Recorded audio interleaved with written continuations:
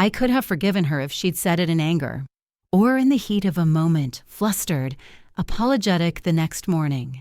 But she didn't. That's what broke me. She said it in passing, like brushing lint off her sweater. My name is Margaret. I'm 68. I've been married to Henry for 43 years, and together we raised a daughter named Emily in a white colonial house tucked into a quiet Connecticut suburb. The kind of house with blue shutters and a wraparound porch, the kind of place people slow down to look at when they walk by. It took us decades to pay it off, to make it ours not just in the paperwork, but in the feel of the floors, the smell of old wood, lemon cleaner, and cinnamon from the drawer where I kept the spice tins. It was never meant to be just a house. It was supposed to be a home, a sanctuary. Now it feels like a stage, and I'm not sure I even have a role anymore. The sun was just beginning to set the night it happened. That golden hour light flooded through the west-facing windows, catching the dust motes dancing in the air like glitter from a child's birthday party long since cleaned up. I had folded the laundry, warm towels, Henry's flannel shirts, my soft nightgown, and laid it carefully on the bed. A breeze stirred the curtain, bringing in the scent of dry leaves and a faint trace of wood smoke from somewhere down the street. I was humming without realizing it. Something old, something from when Emily was little. I used to sing while folding her baby clothes, too. Tiny onesies, pink socks that never stayed on her feet. That's when she walked by. Emily, my daughter. She stopped in the doorway to my room, one hand on the frame, her phone in the other. She wrinkled her nose, not dramatically, just enough to show distaste, and said with a flat tone, not even making eye contact, "Your room stinks, Mom." Then she turned and walked away. I didn't respond. I couldn't. It wasn't the words. It was the ease with which she spoke them. Like I was just part of the furniture, old, musty, in the way. I stood there, my fingers still clinging to the edge of a towel. I looked around the room as if to see what she meant. A diffuser sat near the window, puffing lavender mist. A vase of fresh chrysanthemums stood by the mirror. My slippers were neatly by the bed. Was it my lotion? The cedar from the closet? My presence? Down the hall, I heard Henry's footsteps. He'd been in his study reading. He paused, didn't say anything. Then the floor creaked again as he walked away. That silence told me everything. We hadn't always lived like this. Years ago, the house had been full of warmth and chaos, birthday banners taped above the fireplace, crayons under the couch cushions, ice cream melting too fast in little bowls during summer nights. Emily used to sneak into our bed when she had nightmares. She loved the smell of my pillow. She once said it reminded her of oatmeal cookies and safety. I still have that pillow. I've never changed brands of detergent. Emily moved back in nearly 2 years ago, after her husband Eric lost his job and they couldn't afford their apartment in the city. It was supposed to be temporary. I told them to take the master's suite upstairs, more space, better light. Henry and I moved into the guest room without complaint. At first, it was comforting. I had imagined quiet mornings with Emily again, maybe coffee in the garden, helping her with meals. I even thought she'd be glad to have my company. Instead, little by little, the mood began to change. They didn't like the way I seasoned food. Eric once made a face when I brought out pot roast. Emily called it heavy. I stopped cooking what I loved. They didn't like how Henry turned the volume up on the news. They said it disturbed their workflow. So he wore headphones most nights. One afternoon, Emily rearranged the furniture without asking. When I asked why, she shrugged and said the energy felt off. I nodded. I always nodded. Even the flowers I arranged every Friday from the local market, pink lilies, white daisies, were called clutter. After she made that comment about my room, I sat on the bed for a long time. The light had shifted by then. Shadows stretched across the walls, touching the photo frames that hung beside the mirror. One was of Emily at 4 years old, holding a dandelion puff in both hands, cheeks puffed as she blew the seeds into the sky. Her hair was tangled from the park swing. She had looked up at me that day and asked, "Do wishes come true if you love someone enough?" I told her yes. I wonder if she remembers. That night, Henry and I sat in the kitchen. The overhead light buzzed softly, casting a yellowish hue across the tiles. I stared out the window, where the porch light flickered against a sea of darkness. Henry reached over and held my hand.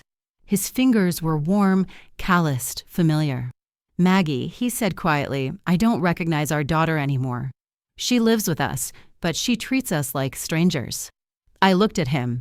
There was no anger in his voice, just weariness, like something in him had cracked a long time ago, and he'd simply gotten used to the shape of the break. I didn't answer. My throat felt tight. Later, lying in bed, I could hear Emily and Eric laughing in the living room. Some show on the TV, loud and sharp. I watched the ceiling fan spin slowly overhead. My hands lay still on the blanket. I wasn't angry. Not yet. Just hollow. Like I had become a background hum they'd grown used to ignoring. I remembered a time when Emily got the flu in college and called me crying. I drove 3 hours in a snowstorm to bring her soup and cold medicine. She hugged me so tightly that night, whispering, "You're my favorite person in the world." I remembered. Now she barely said goodnight. What do you do when your own child forgets your humanity? When you become a shadow in the house you built? That night, as the wind picked up outside and rustled the last of the autumn leaves against the windows, I felt something settle in me. Not rage, not bitterness, just a quiet understanding. Things would not change on their own. And maybe I didn't have to keep living like this. The next morning, I didn't rise right away. I lay still beneath the quilt, listening to the quiet rhythm of the house. The radiator ticked softly in the corner, releasing little bursts of warmth into the chilly autumn air. The light filtering through the blinds was faint and silver-toned, not the golden kind that warms the skin, but pale and distant, like the sun was too tired to shine. Eventually, I pushed myself up. My knees ached, the kind of dull ache that settles into the bones as you age. I wrapped my robe around myself and shuffled to the window, pulling the curtains aside. The yard was blanketed in yellow and brown leaves. The maple tree near the driveway was nearly bare. A squirrel darted across the lawn, its tail twitching as it disappeared behind the garden shed. The house smelled faintly of brewed coffee and old wood. I moved through the hall in silence, letting my fingertips graze the wallpaper we chose together years ago, cream with tiny blue flowers. Henry had insisted on putting it up himself. The pattern was faded now, but I still remembered how proud he was when it was done. In the kitchen, the light above the sink was already on. 2 coffee mugs sat in the basin, crusted with milk at the bottom. There were toast crumbs near the edge of the counter and a banana peel on a napkin. No note, no greeting, just the leftover marks of people who had come and gone. I poured what was left in the pot into my mug. It was lukewarm and bitter, but I drank it anyway. The taste didn't matter. Eric appeared in the doorway. His hair was still damp from a shower, and he had earbuds in, talking loudly into the air. I waited for him to notice me, to smile, to acknowledge I was in the room. He didn't. He walked right past me, grabbed an apple from the bowl, and left. I stood there, holding my mug with both hands, the ceramic cooling quickly. That small dismissal stung more than I wanted it to. I told myself it was nothing, but it didn't feel like nothing. Then Emily walked in. She wore a crisp white blouse and light gray slacks, her hair pulled back in a tight ponytail. Her heels clicked softly on the tile. She looked at the counter, then at me. "Did you use the almond milk again?" "That's for Eric." The tone was sharp.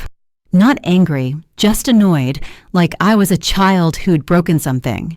I opened my mouth, tried to explain I'd only used a splash, but the words caught in my throat. I nodded and stepped aside. She didn't say good morning. She didn't ask how I slept. She opened the fridge, muttered something under her breath I caught smells like mothballs, and then walked out with her coffee. I stood by the window and watched her go. I tried to remember the last time she hugged me, or called me Mom with softness, or laughed at one of my old stories. Later, I folded their laundry. The guest bedroom, our bedroom now, was dim, the curtains drawn to block the afternoon sun. The air smelled of fabric softener and the faint hint of lavender from a sachet tucked in my drawer. I reached into the basket and pulled out one of Eric's sweatshirts. It used to mean something when I did this. Caring for others. Showing love in the quiet, practical ways. But now it felt like obligation. Like I was doing chores in a house that no longer wanted me. I knocked on their door with the stack in my arms. "Just leave it," Emily called from inside. I paused. The way she said it, so flat, so indifferent, made something sink inside me. I placed the clothes on a small bench near the door and walked away without a word. That afternoon, I baked apple muffins, the kind Emily used to beg for after school. I added cinnamon and nutmeg, just like she liked. The smell filled the kitchen, warm, sweet, nostalgic. For a moment, I felt hope rise in me. Emily came downstairs as I was taking them out of the oven. She wrinkled her nose. "These again? You know Eric's cutting carbs." I turned toward her. The tray was still warm in my hands. "I thought you liked them," I said softly. She didn't answer. She grabbed a yogurt from the fridge and left the room. I placed the tray down carefully. My hands were steady, but my chest felt hollow. Not angry, not even hurt, just empty. It wasn't just that one comment. It was everything. The constant corrections, the dismissals. "You don't need to rinse the dishes like that. That cleaner you use is too strong. The towels aren't folded right. We're going to reorganize the pantry." Every word was a message. "You don't belong here. You're doing it wrong. You're not enough." One evening, I sat on the couch watching a documentary about gardens in England. The music was soft. The colors on screen reminded me of springtime, tulips and ivy and misty green hills. Emily came in and sighed. "Can you watch this later? We need the space." They were having people over. Young friends, professionals. Voices I didn't recognize filled the hallway later that night, along with laughter and the clink of glasses. I stayed upstairs. No one asked if I wanted a plate. No one noticed I wasn't there. Things in the house began to shift. Small things. My tea tins moved to the back of the cabinet. The sewing kit placed up high. My slippers found near the garage one morning, even though I always left them under the bed. I asked Henry, "Do you think I'm imagining this?" He looked up from his paper. His eyes were tired. "No, Maggie, you're not." He didn't need to say more. The worst part wasn't the words. It was the ease. The casual way they dismissed me, like I had no history here. Like I was just a tenant overstaying my welcome. I used to be Emily's whole world. Her protector. Her soft landing. Now I was a burden. One night, I walked into the kitchen and heard her on the phone. "I just wish we had our own space again. It's hard sharing with older people." She didn't see me. I froze. The cup in my hand trembled. I backed out before she noticed, climbed the stairs slowly, and closed our door gently. I didn't cry. I just sat at the edge of the bed and stared at the floor. Later, Henry came in. He sat beside me, didn't ask what was wrong. He knew. We lay in the dark that night, neither of us sleeping. I could hear the wind outside, rustling the trees. The house creaked like it was breathing slow, tired breaths. Everything we built here, the holidays, the memories, the laughter, had faded into something cold, clinical. And I began to understand we were no longer part of this home. We were just here, waiting, being tolerated. And something deep in me whispered that it couldn't stay this way. It was nearly midnight when I finally got out of bed. Henry was asleep beside me, one hand resting gently on the blanket, his breathing slow and steady. The room was dimly lit by the glow of the street lamp outside, filtered through the sheer curtains. Shadows from the tree branches danced across the ceiling, soft and slow like a silent lullaby. I stepped out of bed carefully, the floor cool beneath my bare feet. I moved slowly, past the old dresser with a slightly crooked drawer, through the hallway lined with family pictures, our wedding photo, Emily's third-grade school portrait, a snapshot of our camping trip in Vermont. I didn't stop to look. I didn't want to feel more than I already did. Downstairs, the house was still. The only sound was the faint ticking of the kitchen clock. I didn't turn on the light. The moonlight poured in through the window above the sink, casting a pale shimmer across the countertops. Everything looked softer in the dark, quieter, less sharp. I reached for the kettle and set it on the stove. The soft click of the switch echoed in the silence. I stood still as it began to hum. That familiar sound had always comforted me, like a promise of something warm. And that's when I felt it. Not anger, not sadness, just a quiet certainty. We had to leave. It wasn't a plan I'd carried in my pocket. It wasn't revenge. It was simply a moment of truth, a shift inside me I could no longer ignore. I was done being invisible. The next morning, the kitchen was bright with early sun. The sky was pale blue, the air crisp. Emily was already there, pacing with her phone pressed to her ear. Her voice was sharp, clipped, filled with irritation. "No, I told you that file needed to be sent yesterday." I stepped around her to get a teacup. My fingers grazed the cabinet door. My favorite tin, the green one with the faded gold trim, was gone again. I didn't ask. I didn't sigh. I simply stared at the empty shelf, though it's slightly worn from years of use. I remembered buying that tin in Boston on a trip with Henry. He had spilled coffee on his shirt that day, and we laughed until our stomachs hurt. Emily didn't notice me. Or if she did, she didn't show it. "Mom, if you're using the oven, can you make sure it doesn't smell at the house again? Eric's sensitive to it." Her voice cut through the room like a cold breeze. I looked at her, but she didn't look back. I nodded. Not because I agreed, but because I had no words left.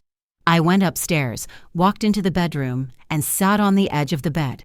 Henry glanced up from his book.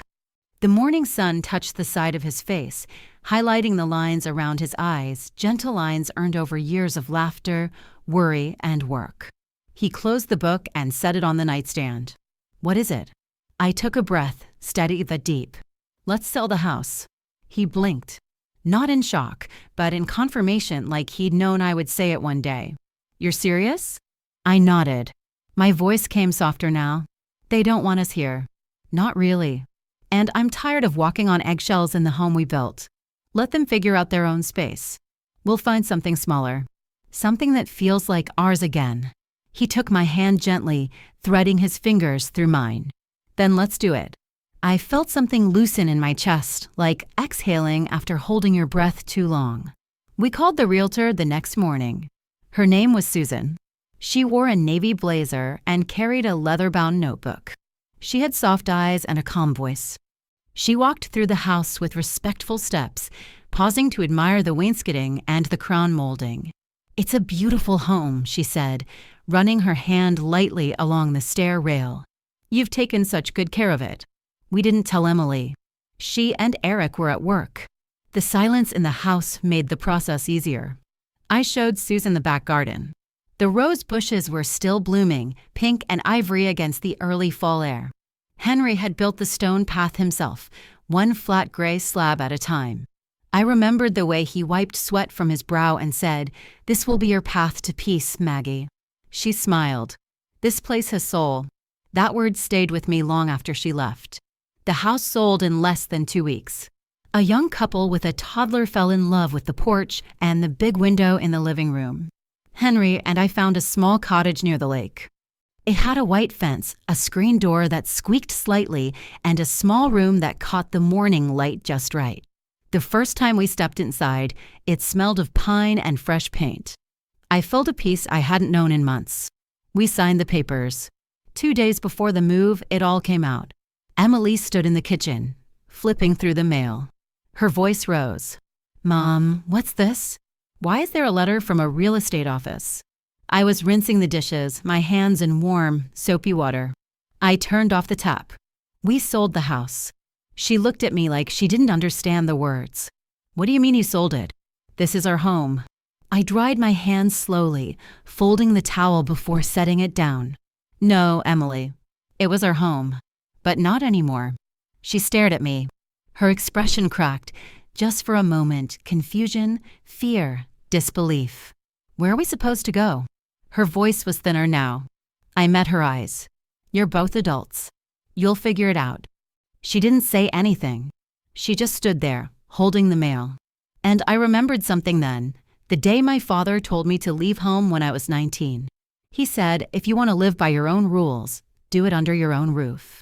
It had hurt, deeply, but it also made me strong. And now I was doing the same, not to hurt her, to protect myself. That night, Rain fell against the windows in soft rhythms. The kind of rain that makes the world feel cleaner, quieter. I sat in bed beside Henry, the lamp casting a warm glow across the walls. My suitcase stood by the closet, half-packed. I thought about all the things I'd given up in silence. How often I stayed in the background, how often I apologized for simply existing in my own home. I could have yelled. I could have made her feel the weight of every wound she caused. But I chose not to. Not for her. For me. Because choosing peace doesn't mean surrendering. It means reclaiming your space. I turned off the light and lay back on the pillow. The sheets smelled of lavender and sunshine.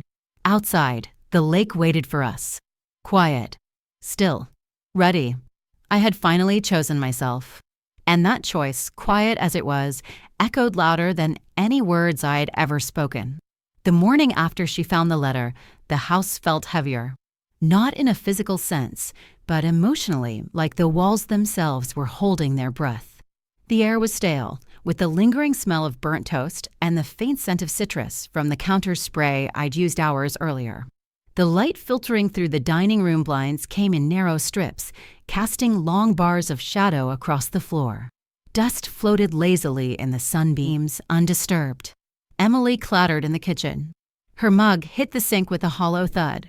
The cupboards opened and shut harder than necessary. Every move was loud, intentional. She wanted me to know she was angry, unsettled, and perhaps afraid. But I said nothing. Not because I was scared or unsure. I simply had nothing more to explain. The decision had already been made. She didn't look at me. When she did, her expression wasn't curiosity or concern. It was something colder. Her eyes narrowed just slightly, her lips pressed in a tight line, blame simmering just beneath the surface. Eric wasn't much different. He moved quickly through the hallway, barely making eye contact. Usually, he found something to comment on the creases in the tablecloth, the way I stirred my tea, but now he was quiet. Uncomfortably quiet. The silence wasn't new. But now they could feel it too. By midday, Emily's restraint cracked. I was folding linens in the living room, the warmth from the west-facing window spilling across the arm of the couch. Outside, the leaves on the maple tree had begun to turn gold and deep orange, and the sky held that soft gray hue that comes before autumn rain. She appeared in the doorway, her arms crossed, shoulders tight. "So that's it? You're really just leaving us?" I finished folding the sheet in my hands before I looked up. "We're not leaving you," I said calmly. "We're moving forward." Her nostrils flared slightly. I could see she was trying to control her tone. "How could you sell this house behind our backs?" Her voice shook, but it wasn't grief I heard. It was panic disguised as outrage. "It wasn't behind your back," I replied. "You just stopped paying attention." She blinked, caught off guard by the words. In that moment, I remembered the dozens of times she dismissed my presence, walking past me without a word, ignoring the meals I made, rearranging things without asking. She had treated me like background noise for so long that she forgot I could still act on my own. She didn't respond. Instead, she spun on her heel and stomped upstairs. Her steps were loud and fast. I heard her door shut hard. That evening, the mood shifted from tension to fury. Drawers slammed. Closet doors opened and shut. At one point, a picture frame fell. The sound of glass cracking made me flinch. I stayed seated on the couch, watching the rain roll down the windowpane. Henry sat beside me, his hand resting gently on my knee. Upstairs, the storm raged. But I didn't get up. I had weathered bigger storms before. Henry and I began packing with quiet purpose. We worked in rhythm. He labeled the boxes while I carefully wrapped fragile items in old dish towels and tissue paper. The room smelled faintly of cardboard and lemon oil from the polish I used earlier that week. With each item packed, a small weight lifted. I opened the hall closet and found an old scarf Emily had knitted in high school. Purple with uneven ends. She gave it to me one Christmas with a smile so wide it crinkled her cheeks. "Now you'll always be warm, Mom." I held it in my hands for a while before folding it gently and tucking it in a box labeled keepsakes. By the second day, the panic turned into desperation. Eric found Henry on the back porch, where he was coiling an extension cord.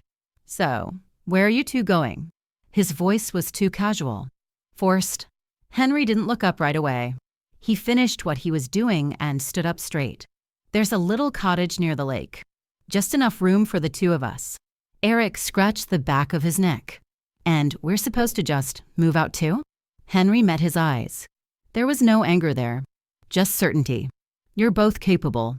You'll figure it out. Eric didn't reply. He stepped off the porch and disappeared into the garage. That afternoon, Emily left a box of takeout on the kitchen counter. My favorite, shrimp fried rice and steamed dumplings from the place on West Main. She didn't say anything. She just placed it there, then walked away. It felt like an offering, a late peace token. The next morning, she complimented my blouse. That color looks good on you. I nodded. Thank you. I didn't smile, because I remembered all the other times she had smirked at my wardrobe, called it old-fashioned, wrinkled her nose at my sweaters. The praise now felt hollow, like handing someone a tissue after years of letting them cry alone. On our final night in the house, the sky was pale blue, scattered with pink clouds. The sun dipped low over the backyard fence. I sat in the bedroom, taping the last box closed. A knock at the door. Emily. Her expression was softer than I'd seen in weeks. She hesitated at the threshold. Can I come in? I gestured to the chair across from me. She didn't sit right away. Her eyes scanned the room, pausing on the suitcase, the now bare walls, the dust where our framed photos once hung. I guess you're really doing this. I nodded. She crossed her arms, then uncrossed them. It feels like you're giving up on me. That sentence cut deep. I set the tape dispenser down and folded my hands in my lap. Emily, I gave you everything. My time, my home, my silence, even when I should have spoken up. And every time I tried to connect with you, you turned away, or worse, you made me feel small for trying. Her lips parted, but I kept going. You made jokes about my clothes, rolled your eyes at my meals, moved my things like I didn't exist. And I let it go because I thought maybe this was just a phase. But it wasn't. It became normal. She looked down at the floor. I didn't mean to, but you did. And I can't carry that anymore. I didn't say it to hurt her. I said it because it was the truth. And it was time she heard it. The next morning, the moving truck pulled into the driveway. The air smelled of early dew and engine exhaust. The sun peeked through the clouds, casting long shadows across the lawn. Emily stood at the bottom of the stairs as the movers carried box after box out the front door. She didn't say much. Eric offered to help, but Henry politely declined. In the kitchen, someone had brewed a pot of coffee. Not me. Henry and I sat on the porch, side by side. A soft breeze moved through the trees.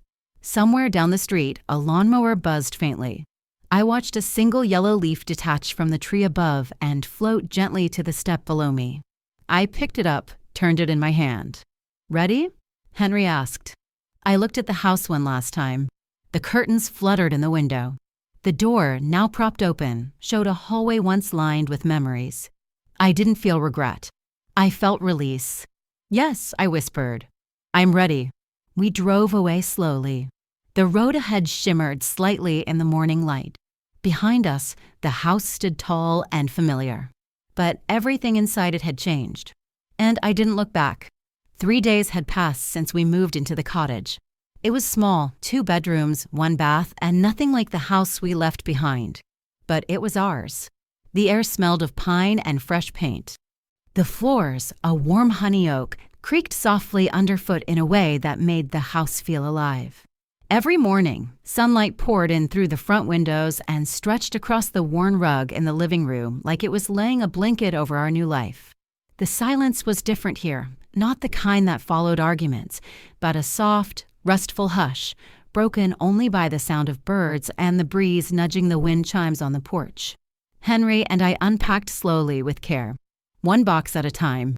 He arranged the bookshelves alphabetically, as always, while I folded linens into the whitewashed cabinet that smelled faintly of cedar. The rhythm of unpacking was comforting. We paused often to sip tea, to watch the clouds shift over the lake, to simply breathe. Even that quiet had weight, a kind of sacred stillness I hadn't felt in years. But peace doesn't erase pain. Each time I came across a photo, a trinket, a note tucked into the sleeve of a cookbook, a knot formed in my chest. The images of family birthdays, Sunday dinners, Emily's prom night, all smiled back at me with an innocence that now felt distant. My hand would tremble slightly as I held them. I didn't cry, not because I wasn't hurting, but because the well of tears had been drained long before we left. The calls started the second evening. I was standing at the sink, rinsing blueberries under cool water when the screen lit up. Emily. The name alone brought back so much. I could almost hear her voice, not as it once was, cheerful and bright, but sharp, impatient. The version of her that made me feel invisible in my own home. I didn't answer. I let it ring until it stopped, then turned the phone face down. A minute later, it buzzed again. Then came the texts. Where are the documents for the house utilities?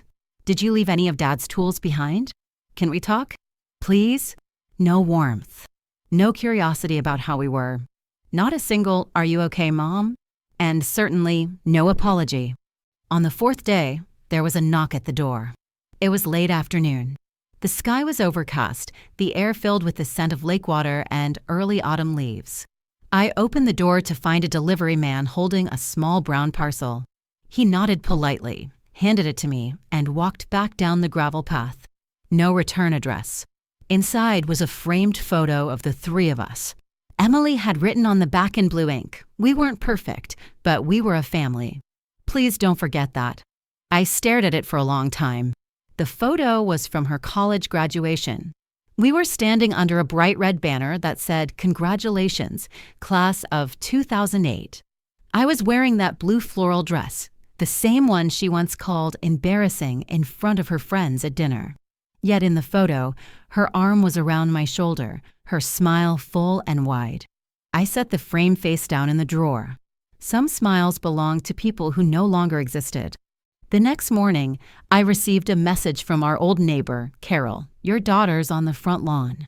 She's been pacing and yelling for half an hour." I replied calmly, "Thank you for letting me know." But inside, my stomach twisted. I asked her to send a photo, and there she was. Emily stood on our, now someone else's, porch, her hands waving in frustration, face flushed, mouth mid-yell.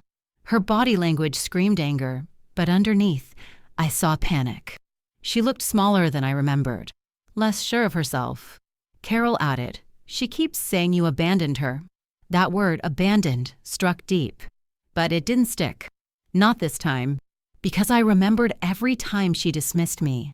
Every sigh when I walked into a room. Every time she picked apart my efforts, treated my presence like background noise. I didn't respond.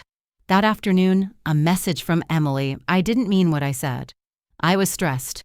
"You should have told me you were struggling. I would have helped." I stood still, the message open on my phone, my tea going cold beside me. Help? I thought about the countless dinners I made, the groceries I paid for, the laundry I folded. I remembered how she wrinkled her nose and told me, "Your room stinks, Mom." How she moved my teacups, hid my slippers, rolled her eyes when I played my music. And I remembered the silence I swallowed, again and again, just to avoid conflict. Struggling? No, I wasn't struggling. I was breaking. And I don't owe anyone an explanation for finally choosing to stop. That night, Henry and I sat by the fire. The logs crackled in the hearth, filling the room with a warm, earthy scent. The lake outside shimmered under the moonlight, soft ripples reflecting stars like scattered coins. Henry reached for my hand and held it gently. "You did the right thing, Maggie." I nodded, but something still sat heavy in my chest. "I know. I just hate that she's telling herself we betrayed her, that we turned our backs." Henry leaned back in his chair, his face calm. "She'll say whatever makes her feel better, but we know what really happened. And deep down, so does she." I stared at the flames. Their flicker danced against the glass doors of the cabinet, catching the corner of the same blue dress, now freshly pressed and hanging in peace. Maybe one day Emily would remember the truth. Or maybe she wouldn't. But I wasn't waiting for that anymore. A week later, a letter arrived in the mail. Not from Emily. It was from our old neighbor, Margaret H. The envelope was cream-colored, handwritten in looping cursive. Dear Maggie, I just wanted to say, we all saw it. The way you were treated. You were always kind, always generous. And no matter how they acted, you stayed patient. Graceful. You didn't deserve the way you were spoken to. And you absolutely deserve peace. I hope you finally have it now. With love and respect, Margaret. I read it twice. Then again. Tears came slow and quiet. Not because I was hurt, but because someone saw me. And maybe that was all I ever needed. The calls faded after that. The text came less often. One-liners. Questions. A few blurry photos of Emily's new curtains. Until finally, silence. And this silence was good. Not the tense kind that made the house feel like a museum. A soft silence. A healing one. One evening, I walked to the edge of the lake alone.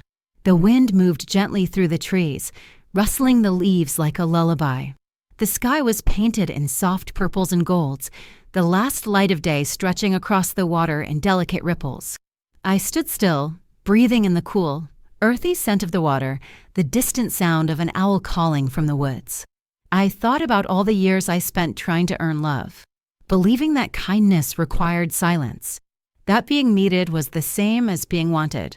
But now, here in this quiet space I chose for myself, I understood something new. Love isn't earned by disappearing. Respect isn't won by sacrifice alone. And age? Age isn't about weakness. It's about dignity. If you've ever felt like you don't belong, you're not alone. Sometimes walking away isn't weakness. It's the strongest, kindest thing you'll ever do. I won't be afraid to tell the truth anymore. Even if it hurts. And if this story echoes something inside you, share it. Someone out there needs to hear it too.